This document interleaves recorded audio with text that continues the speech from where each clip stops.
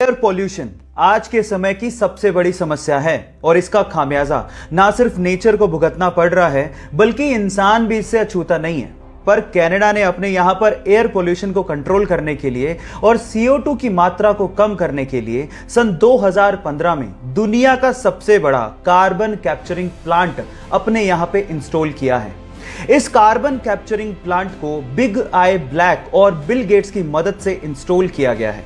इस प्लांट के अंदर बड़े बड़े फैंस इस तरह से इंस्टॉल किए गए हैं कि वो सबसे पहले एनवायरनमेंट से एयर को सक करते हैं और उसके बाद CO2 की मात्रा को कंट्रोल करते हैं और उसके बाद वही फ्रेश एयर एनवायरनमेंट में वापस से छोड़ दी जाती है। क्या आप लोगों को भी लगता है कि इंडिया में इन कार्बन कैप्चरिंग प्लांट्स की जरूरत है? चैट सेक्शन में लिखना मत भूलिएगा।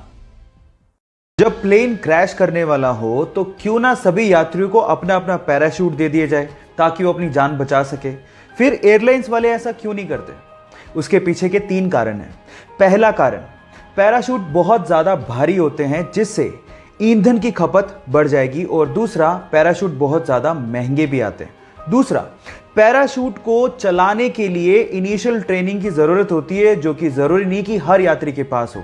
और तीसरा, पैराशूट पहले मैं खोलूंगा मैं कूदूंगा, पहले मैं खोलूंगा मैं कूदूंगा, इस चक्कर में कोई कूद तो नहीं पाएगा लेकिन प्लेन में भसड़ जरूर मच जाएगी। सो इन 3 कारणों की वजह से पैराशूट एयरलाइंस प्रोवाइड नहीं करती हैं। ये इंटरेस्टिंग फैक्ट जान के आपको कैसा लगा? चैट सेक्शन में लिखना मत भूलिएगा। गाइस, आप लोगों ने जमीन पे चलने वाले होवरबोर्ड के बारे में सुना होगा, लेकिन क्या आप लोगों ने कभी हवा में चलने वाले होवरबोर्ड के बारे में सुना है? Flying hoverboard. क्या ये हवाई बातें तो नहीं है? जी नहीं, ये हवाई बातें नहीं है बल्कि इसे बनाया जा सकता है और इसे बनाने के लिए 2 चीजों की जरूरत है। पहला मैग्नेट और दूसरा पायरोलाइटिक ग्रेफाइट। ये पायरोलाइटिक ग्रेफाइट क्या है? ये एक ऐसा सब्सटेंस है जो कि मैग्नेटिक फील्ड में आते ही डायामैग्नेटिक सब्सटेंस की तरह काम करता है, यानी कि मैग्नेटिक फील्ड में आते ही ये मैग्नेट के अपोजिट डायरेक्शन में फोर्स अप्लाई करता है और हवा में ही रहता है। मजे की बात यह है कि मैग्नेटिक फील्ड के अपोजिट डायरेक्शन में फोर्स अप्लाई करने के बावजूद भी उस मैग्नेटिक फील्ड को ये छोड़ता नहीं है और हवा में ही तैरता रहता है। इसी खास बात की वजह से फ्लाइंग होवरबोर्ड बनाए जा सकते हैं। गाइस, कैसी लगी ये टेक्नोलॉजी और इसके बारे में आपका क्या ख्याल है? चैट सेक्शन में लिखना मत भूलिएगा।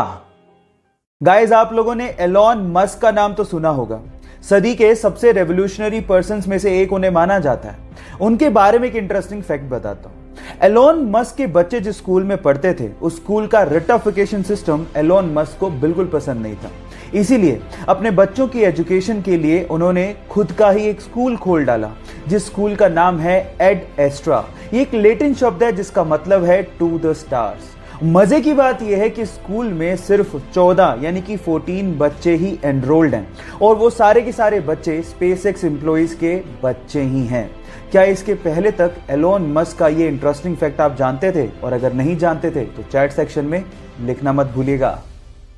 अक्सर जिंदगी में जो चीजें हमारे पास होती हैं हम उन पे तो कभी गौर ही नहीं करते और जो चीजें हमारे पास नहीं होती उनको लेके हम अपनी किस्मत को कोसते रहते हैं। अगर आप लोग भी ऐसा करते हैं तो इस बंदे से मिलिए।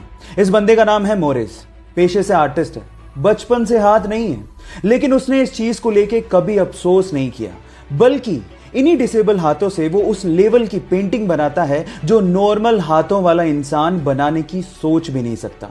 अभी तक 700 से भी ज्यादा वर्ल्ड क्लास पेंटिंग्स बना चुका है और एक मोटिवेशनल स्पीकर भी है। इसे देख के तो एक ही बात समझ में आती है कि आप बुरी से बुरी कंडीशन से भी बहुत बेस्ट से बेस्ट अचीव कर सकते हैं, बशर्ते इस पे भरोसा होना चाहिए। आपको यह सुन के कैसा लगा? चैट सेक्शन में लिखना मत भूलिएगा। यह घटना है आंध्र प्रदेश के चितूर गांव की, जहां पर एक पिता को अपनी चाय की दुकान कोरोना काल के चलते बंद करनी पड़ी और अपने पैतृक गांव लौटना पड़ा। वहां पर खेतों को जोतने के लिए उसकी बेटियों ने उसकी मदद करनी शुरू कर दी। जब ये वीडियो इंटरनेट पे डाला तो ये वायरल हो गया और वायरल होते हुए सोनू सूद के पास पहुंचा। तब सोनू सूद ने रिप्लाई करते हुए कहा कि ये परिवार ट्रैक्टर डिजर्व करता है और आज शाम तक इनके खेत में ट्रैक्टर मैं पहुंचा दूंगा। और वायदे के मुताबिक सोनू सूद ने उनके घर पे ट्रैक्टर पहुंचा भी दिया और उन दोनों बेटियों के पढ़ने का खर्चा खुद उठाने को कहा। सोनू सूद की दरिया दिली वाकई में काबिले तारीफ है और इसकी चर्चा हर जगह पे हो रही है। आपका इसके बारे में क्या कहना है, चैट सेक्शन में लिखना मत भूलिएगा।